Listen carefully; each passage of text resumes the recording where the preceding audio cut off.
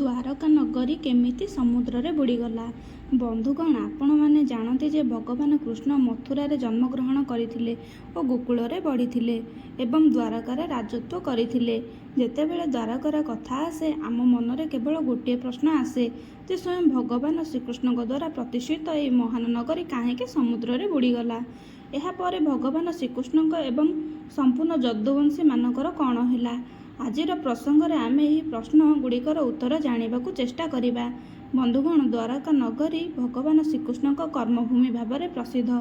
ମହାଭାରତରେ ବର୍ଣ୍ଣିତ ସତ୍ୟଗାଥା ଅନୁସାରେ ଯେତେବେଳେ ଭଗବାନ କୃଷ୍ଣ କଂସକୁ ବଧ କରିଥିଲେ, ସେହି ସମୟରେ ଅନ୍ୟ ଏକ ଦାନବ ଜରାସନ୍ଧ ପ୍ରତିଜ୍ଞା କରିଥିଲେ ଯେ ସେ କୃଷ୍ଣ ଏବଂ ଯାଦବ ବଂଶକୁ ସମ୍ପୂର୍ଣ୍ଣ ଭାବରେ ଧ୍ୱଂସ କରିଦେବେ। ତେଣୁ ଯେତେବେଳେ ବି ଜରାସନ୍ଧ ସୁଯୋଗ ପାଏ, ସେ ବାରମ୍ବାର ମଥୁରା ଓ ଯାଦବମାନଙ୍କ ଉପରେ ଆକ୍ରମଣ କରି ସେମାନଙ୍କ ଉପରେ ଅତ୍ୟାଚାର କରୁଥାଏ।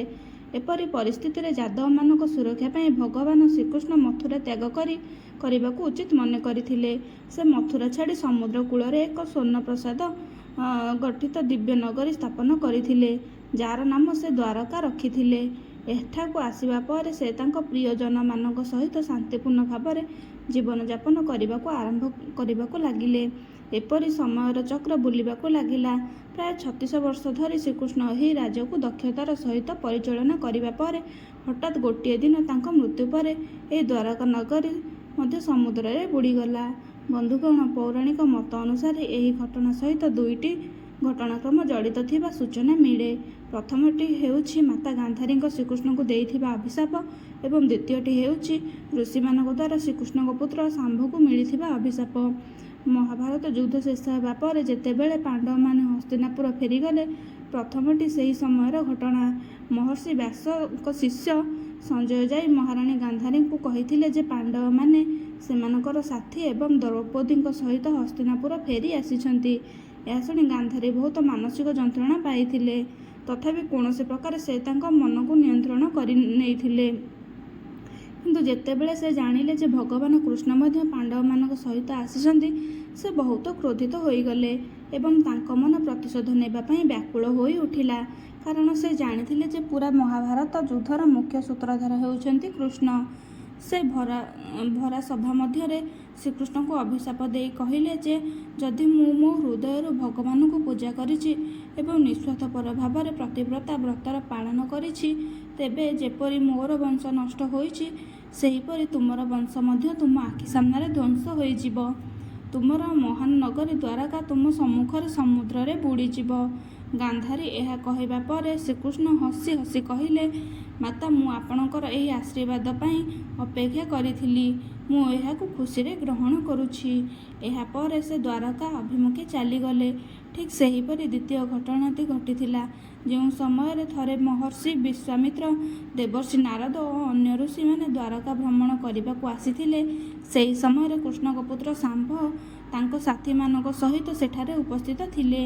ସେମାନେ ବାଳପଣରେ ଋଷିମାନଙ୍କୁ ପରିହାସ କରିବାକୁ ଯୋଜନା କରିଲେ। ଯୋଜନାକ୍ରମେ ଶାମ୍ଭ ପ୍ରଥମେ ଗର୍ଭବତୀ ସ୍ତ୍ରୀର ରୂପ ଧାରଣ କରି ସେହି ଋଷିମାନଙ୍କ ଆଗକୁ ଯାଇ ପଚାରିଲେ ଯେ ମୋର ଗର୍ଭରୁ କ'ଣ ଜନ୍ମ ହେବ। ଏହା ଶୁଣିବା ପରେ ଯେତେବେଳେ ଋଷିମାନେ ଜାଣିଲେ ଯେ ଏହି ଯୁବକ ସେମାନଙ୍କୁ ପରିହାସ କରୁଛି, ସେତେବେଳେ ବିଶ୍ୱାମିତ୍ର ଏହି ଅପମାନ ସହ୍ୟ କରିପାରିଲେ ନାହିଁ। କ୍ରୋଧିତ ହୋଇ ତାଙ୍କୁ ଅପମାନ ଦେଲେ ଯେ ହେ ଶ୍ରୀକୃଷ୍ଣଙ୍କ ପୁତ୍ର, ତୁମ ଗର୍ଭରୁ ଗୋଟିଏ ଲୁହାର କୁଶ ଜନ୍ମ ହେବ, ଯିଏକି ତୁମ ପରି ନିଷ୍ଠୁର, ଅହଙ୍କାରୀ ଏବଂ ମୂର୍ଖ ଲୋକମାନଙ୍କୁ ଓ ତୁମର ସମଗ୍ର ବଂଶକୁ ନଷ୍ଟ କରିଦେବ। ଏହା ଶୁଣି କୁଶର ପ୍ରଭାବ ଭଗବାନ କୃଷ୍ଣ ଏବଂ ବଳରାମ ବ୍ୟତୀତ ସମସ୍ତଙ୍କ ଉପରେ ପଡ଼ିବ। ଯେତେବେଳେ ଶ୍ରୀକୃଷ୍ଣ ଏହା ଜାଣିପାରିଲେ, ସେ ମନେ ମନେ ବହୁତ କହିଲେ, ଏହି ଅଭିଶାପ ନିଶ୍ଚିତ ସତ୍ୟତାରେ ପରିଣତ ହେବ। ଅଭିଶାପର ଫଳସ୍ୱରୂପ ଶାମ୍ଭଙ୍କ ଗର୍ଭରୁ ସତକୁ ସତ ଗୋଟିଏ ଲୁହାର କୁଶ ଜନ୍ମ ହୋଇଥିଲା। କିନ୍ତୁ ଯେତେବେଳେ ରାଜା ଉଗ୍ରସେନ ଏହା ଜାଣିବାକୁ ପାଇଲେ, ସେ ସେହି ଲୁହାର କୁଶକୁ ଚୁପଚାପ ସମୁଦ୍ରରେ ଫିଙ୍ଗିଦେଲେ। ସେ ପୁରା ନଗରୀରେ ଘୋଷଣା କଲେ ଯେ ଆଜିଠାରୁ କୌଣସି ବ୍ୟକ୍ତି ଏହି ନଗରୀରେ ମଦ୍ୟପାନ କରିବେ ନାହିଁ। ଯିଏ ମଦ ପ୍ରସ୍ତୁତ କରିବ ତାକୁ ମୃତ୍ୟୁଦଣ୍ଡ ଦିଆଯିବ। ଏହା ଶୁଣି ଦ୍ୱାରକାର ବାସିନ୍ଦାମାନେ ମଦ୍ୟପାନ ନ କରିବା ପାଇଁ ପ୍ରତିଜ୍ଞା କଲେ। ସମୟକ୍ରମେ ଦ୍ୱାରକାରେ ପ୍ରତିଦିନ ଅଶୁଭ ଘଟଣା ଘଟିବାକୁ ଲାଗିଲା।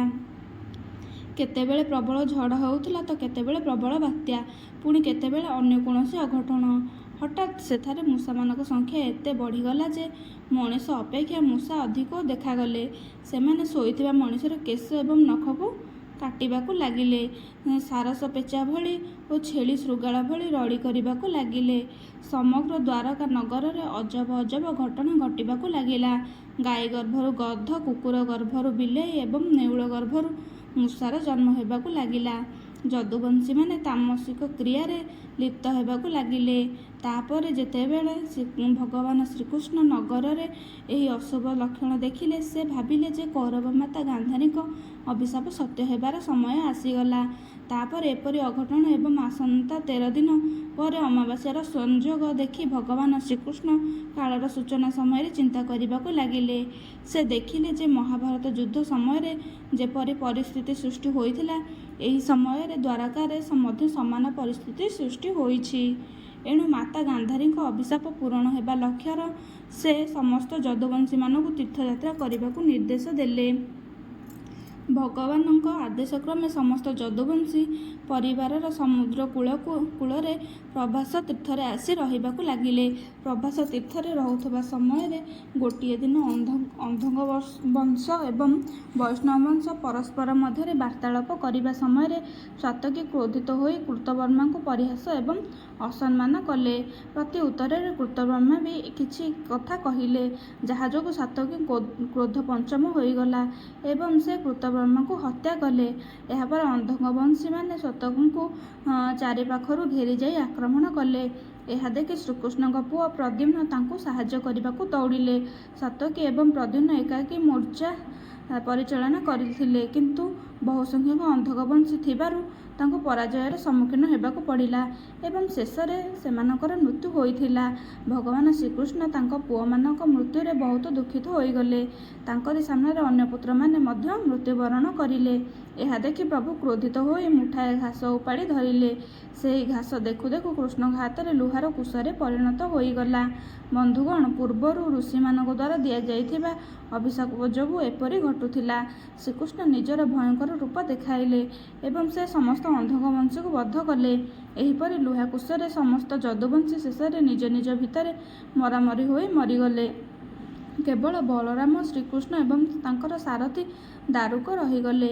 ଶ୍ରୀକୃଷ୍ଣ ଦାରୁକଙ୍କୁ କହିଲେ, ଶୀଘ୍ର ଯାଇ ହସ୍ତିନାପୁରକୁ ଯାଇ ଅର୍ଜୁନଙ୍କୁ ସମସ୍ତ ଘଟଣା ବିସ୍ତାର ଭାବରେ କୁହ ଏବଂ ତାଙ୍କୁ ଏଠାକୁ ନେଇ ଆସ। ଏହାପରେ ଭଗବାନ ଶ୍ରୀକୃଷ୍ଣ ବଳରାମଙ୍କୁ ସେହି ସ୍ଥାନକୁ ରହିବାକୁ କହି ନିଜ ପ୍ରାସାଦକୁ ଫେରିଯାଇ ନିଜ ପିତା ବସୁଦେବଙ୍କୁ ସମସ୍ତ ଘଟଣା ବିଷୟରେ ଜଣାଇଲେ। ଏହା ଶୁଣି ସେ ବହୁତ ଦୁଃଖିତ ହେଲେ।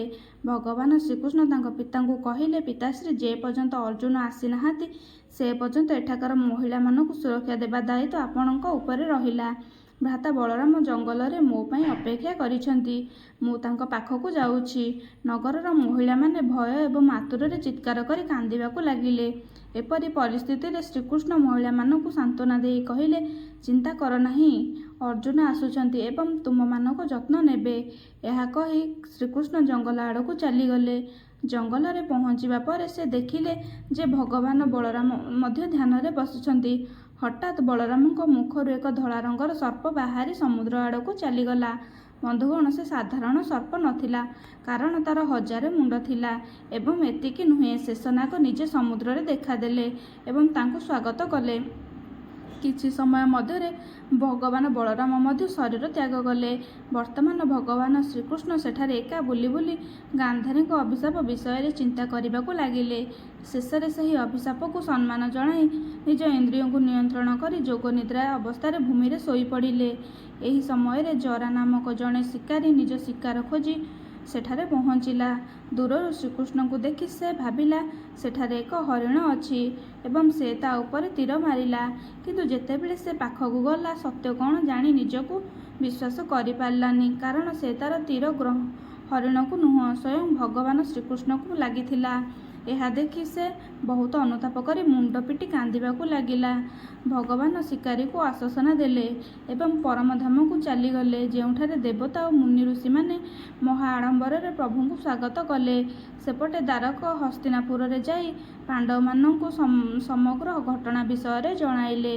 ଏହା ଶୁଣି ପାଣ୍ଡବମାନେ ବହୁତ ଦୁଃଖିତ ହେଲେ। ଅର୍ଜୁନ ମଧ୍ୟ ଶୀଘ୍ର ଦ୍ୱାରକାରେ ପହଞ୍ଚିଲେ।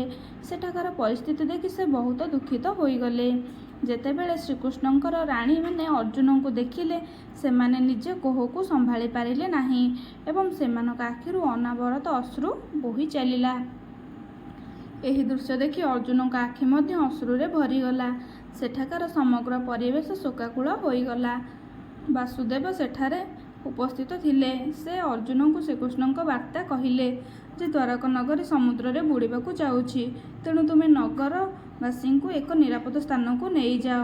ବାସୁଦେବଙ୍କ କଥା ଶୁଣି ଅର୍ଜୁନ ସମସ୍ତ ମନ୍ତ୍ରୀଙ୍କୁ ଡକାଇଲେ ଓ କହିଲେ, ମୁଁ ସମସ୍ତ ନଗରବାସୀଙ୍କୁ ଏଠାରୁ ଇନ୍ଦ୍ରପ୍ରସ୍ଥକୁ ନେଇଯିବି, କାରଣ ଖୁବ୍ ଶୀଘ୍ର ଦ୍ୱାରକା ସମୁଦ୍ରରେ ବୁଡ଼ିଯିବ। ତେଣୁ ଆପଣମାନେ ଶୀଘ୍ର ଏହାର ବ୍ୟବସ୍ଥା କରନ୍ତୁ, ଯେପରି ଜଣେ ବି ବ୍ୟକ୍ତି ଏଠାରେ ରହି ନ ଯାଉ। ଏହାପରେ ସମସ୍ତ ମନ୍ତ୍ରୀ ତୁରନ୍ତ ଅର୍ଜୁନଙ୍କ ଆଦେଶ ପାଳନ କରିବାରେ ଲାଗିଲେ ଓ ଅର୍ଜୁନ ଶ୍ରୀକୃଷ୍ଣଙ୍କ ପ୍ରାସାଦରେ ଅପେକ୍ଷା କରିଲେ। ପରଦିନ ସକାଳେ ଶ୍ରୀକୃଷ୍ଣଙ୍କ ପିତା ବସୁଦେବ ମଧ୍ୟ ପ୍ରାଣତ୍ୟାଗ କଲେ। ଏହାପରେ ଅର୍ଜୁନ ତାଙ୍କର ଶେଷକୃତ୍ୟ ରୀତିନୀତି ଅନୁସାରେ କରିଥିଲେ। ବସୁଦେବଙ୍କ ପତ୍ନୀ ଦେବକୀ, ଭଦ୍ରା, ରୋହିଣୀ ଏବଂ ମଦିରା ମଧ୍ୟ ସେହି ଚିତାରେ ବସି ସତୀ ହୋଇଯାଇଥିଲେ। ଏହାପରେ ଅର୍ଜୁନ ପ୍ରଭାସ ତୀର୍ଥରେ ମୃତ୍ୟୁବରଣ କରିଥିବା ସମସ୍ତ ଯଦୁବଂଶୀମାନଙ୍କର ଶେଷକୃତ୍ୟ ସମ୍ପନ୍ନ କରିଲେ। ସପ୍ତମ ଦିନରେ ଅର୍ଜୁନ ଶ୍ରୀକୃଷ୍ଣଙ୍କ ପରିବାର ଏବଂ ନଗରର ସମସ୍ତ ବାସିନ୍ଦାଙ୍କୁ ସହିତ ଇନ୍ଦ୍ରପ୍ରସ୍ଥ ଅଭିମୁଖେ ବାହାରିଲେ। ସମସ୍ତେ ଯିବା ମାତ୍ରେ ଦ୍ୱାରକା ନଗରୀ ଧୀରେ ଧୀରେ ସମୁଦ୍ରରେ ଲୀନ ହୋଇଗଲା। ଏହି ଦୃଶ୍ୟ ସମସ୍ତଙ୍କୁ ଆଶ୍ଚର୍ଯ୍ୟ କରିଥିଲା। ଏହିପରି ଭାବରେ ସୁନାରେ ସଜ୍ଜିତ ମହାନ ଦ୍ୱାରକା ନଗରୀ ସମୁଦ୍ରରେ ବୁଡ଼ିଗଲା। ବନ୍ଧୁଗଣ, ଆଜି ମଧ୍ୟ ସନାତନ ଧର୍ମର ଏହି ସମୃଦ୍ଧି ଏବଂ ଏହାର ପ୍ରତିଛବିର ଅନେକ ପ୍ରମାଣ ସମୟ ସମୟରେ ବାହାରକୁ ଆସୁଛି। ଭିଡ଼ିଓଟି ଭଲ ଲାଗିଥିଲେ ଭିଡ଼ିଓକୁ ଲାଇକ୍ କରନ୍ତୁ ଏବଂ ଚ୍ୟାନେଲରେ ନୂଆ ହୋଇଥିଲେ ଚ୍ୟାନେଲକୁ ସବସ୍କ୍ରାଇବ୍ ନିହାତି କରନ୍ତୁ। ଜୟ ଶ୍ରୀକୃଷ୍ଣ।